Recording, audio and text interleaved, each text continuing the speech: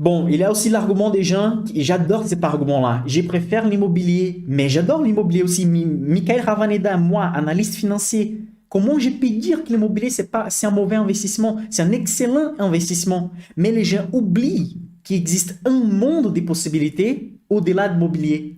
Je pense même que chaque personne, dans la majorité des cas, doit avoir sa maison principale. Je pense que pour 90% des gens, arriver à la retraite comme propriétaire au moins de sa maison principale, c'est presque une obligation pour la majorité des gens. Il y a des gens qui sortent un peu du cas, je peux faire un live par rapport à ça aussi, mais moi aussi j'adore l'immobilier. Mais l'immobilier, c'est seulement un secteur qui existe dans le monde, un secteur disponible dans la bourse, parmi tous les secteurs possibles.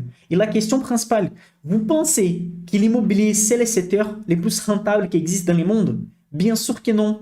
C'est parmi les plus rentables? Oui, c'est parmi les plus rentables. Mais il est le plus rentable? Non, parce qu'il y a des crises immobilières. Il y a des crises géographiques. Imaginez une famille, par exemple, une famille ukrainienne, vénézuélienne, qui avait 10 maisons. Chez eux, ils étaient riches. Et après, il suffit un problème géographique, un problème politique, pour que ça commence à valoir zéro. C'est pour ça que vous devez toujours penser à la diversification. Tout le monde veut avoir 5, 10, 15, une vingtaine de maisons. Mais vous devez penser toujours à la diversification. Et c'est pour ça que la bourse, elle existe. C'est la façon la plus facile de diversifier. Avant que je continue avec des stratégies, je vais passer sur des autres points. Je vais vous inviter sur la description de la vidéo. Il y a un lien qui vous ramène à mon site. Et là-bas, il y a le lien de mon groupe WhatsApp où vous pouvez participer. Parce que la semaine prochaine, je vais faire 4 lives par rapport aux stratégies small cap. On veut acheter des bonnes petites capitalisations, des petites sociétés qui un jour vont devenir des géants. Si vous trouvez n'importe dans quelle langue, en anglais, en hindou, en chinois, si vous trouvez une chaîne qui a expliqué plus en détail une stratégie small cap par rapport à ce que je vais faire sur les 4 lives, je vais faire un tirage au sort de 10 000 € sur mon Instagram. Je peux parier que vous n'allez jamais trouver un sujet si approfondi donné gratuitement sur YouTube. Donc ne ratez pas, les liens sont dans la description de la vidéo.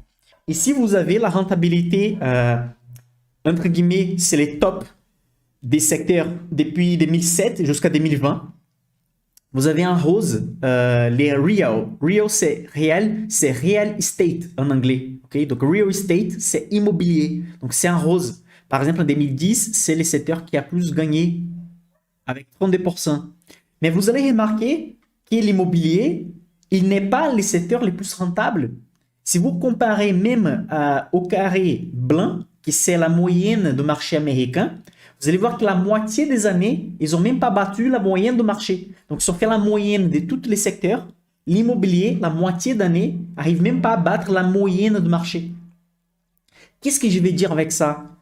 Je ne suis pas en train de dire qu'il ne faut pas investir sur l'immobilier. Au contraire, il faut investir aussi sur l'immobilier. Mais il ne faut pas oublier qu'il y a beaucoup de secteurs à côté. L'informatique, la consommation des bases, la consommation cyclique, les utilités, les services d'environnement, les finances, les banques. Enfin, il y a 1 million de types de sociétés disponibles avec des niches bien spécifiques. Il y a des sociétés d'énergie liées au pétrole, il y a des sociétés d'énergie liées au verre. OK? Donc, vous avez de tout un peu dans les marchés et c'est pour ça que vous ne devez pas ignorer, vous ne devez pas oublier qu'il existe un monde de possibilités que vous pouvez gagner aussi d'argent. Il y a des gens ici qui utilisent des produits Apple, Microsoft, Google, utilisent des sociétés, beaucoup de sociétés, des produits et services des sociétés françaises, mais des gens qui n'investissent pas sur les sociétés qu'ils aiment bien, qui ont des bons fondamentaux, qui sont des sociétés solides. Donc, il faut juste ouvrir l'esprit, en fait. Il faut juste remarquer qu'il y a quelque chose à côté. Et s'il y a quelque chose à côté, pourquoi vous ne regardez pas? Pourquoi vous n'analysez pas au moins pour dire c'est pas pour moi ou c'est pour moi? Quels sont les avantages, quels sont les inconvénients? Donc voilà, faites attention, soyez pas fermés quand vous analysez des choses, soyez pas fermés par rapport à certains investissements que vous ne connaissez pas. Au moins, essayez de vous informer. OK? Donc voilà, je préfère l'immobilier. Bon, j'adore l'immobilier aussi, mais il ne faut pas être aveuglé par des philosophies d'investissement qui pensent sur seulement un type d'actif. La diversification, elle est essentielle.